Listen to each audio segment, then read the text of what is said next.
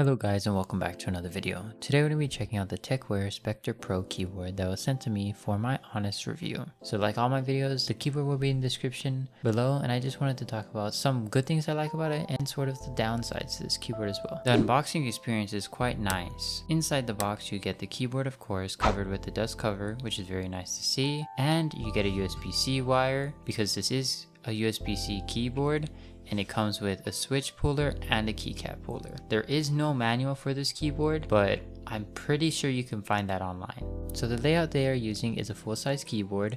It comes with double shot keycaps, and they don't really say if they're ABS or PBT on the Amazon website, but I'm gonna guess they're double shot ABS keycaps, and they're shine through. And this keyboard is very good when it comes to RGB because it has RGB underglow and per key RGB. Now the keycaps themselves are very nice to type on. They're not super thick quality, but they get the job done. And when it comes to the legends, well, it looks sort of gamery, but that's not always a bad thing. The one thing I wanted to talk about is the modes that the RGB has for this keyboard that is easily found by the keycaps. It'll say M1 through M6, and each M key has two modes to it. So M1 has two versions of M1, and so on and so forth. And to access these, you click FN and then you click those keys, and you'll be able to change through all the RGB LED modes. Not only can you change the RGB for the underglow, you can also change it for the per key RGB and for the volume wheel it has on the upper right hand corner. Now if you didn't want to use the FN keys to change the lighting effects, you can always download their software that is available on their website, and I'll be leaving it in the description below as well, that gives a straightforward and easy way to set up macros and all the lighting effects you need. This keyboard is very nice stock, but the one problem I had already for this keyboard before I even bought it was the fact that you could only get Otemu switches, and Otemu switches are known for not being the best. They're scratchy and pingy, more so than your Cherry MX switches or even your Gateron switches. So it's kind of sad that you could only get these switches, and I had some hope going into this because if you see on one of the pictures it says that it's hot swappable, but it's not hot swappable with any other switch other than Otemu switches, and that's what I'm guessing because when I took out the switch from the keyboard, and let me tell you, it was super hard to take out the switch, so I don't really recommend you guys do this anyways, but I took it out. I thought I broke it, to be honest with you. Once I took it out and I tried to put in a normal switch in, it wouldn't fit in the hole. The only switches that did fit were the Tecware switches. Now these are 3-pin switches, right? But the pins were thinner than on your average Cherry MX switch. So it's not really hot swappable, only with Otemu switches, which I think is a really missed out opportunity to make this keyboard very nice, considering it already has pre-implemented foam. But let's get into the other problem I had. The screws were fastened on the four corners way too tight to the point where I couldn't unscrew it to show you guys the foam inside the keyboard, because I didn't even know it had foam until I took out the switch and I could see a little reflection of it.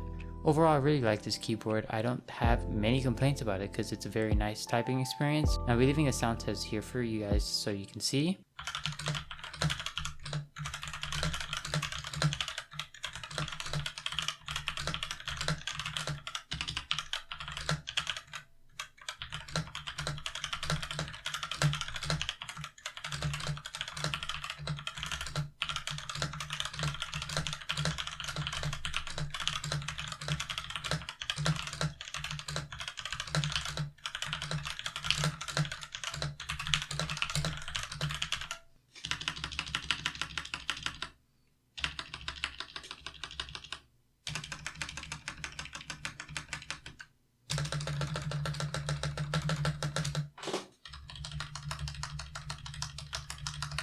The one problem that you can tell with the sound test is there is still some ping to it, even though it has foam already in the keyboard, and I think that's mainly to do with the switches more so than it is the keyboard.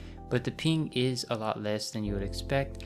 You would have to really bottom out on these switches. I have the Otemu Browns, by the way, and you know, they're okay, I guess. Like, I don't really like them. They're super light and they're not the best. If you're gonna get this keyboard, I'd probably try to get it in the Otemu Red switch variant. You guys can find the Otemu Red switches. I definitely recommend you guys go for that one because it's probably the best out of the 3 options that you're given.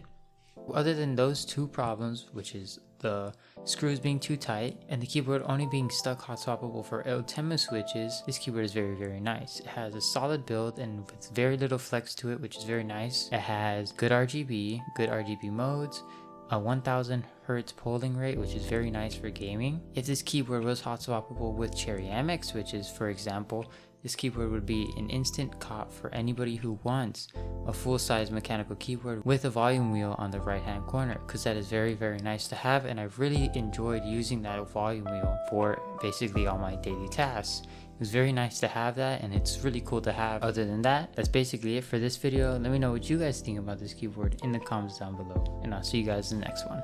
Peace.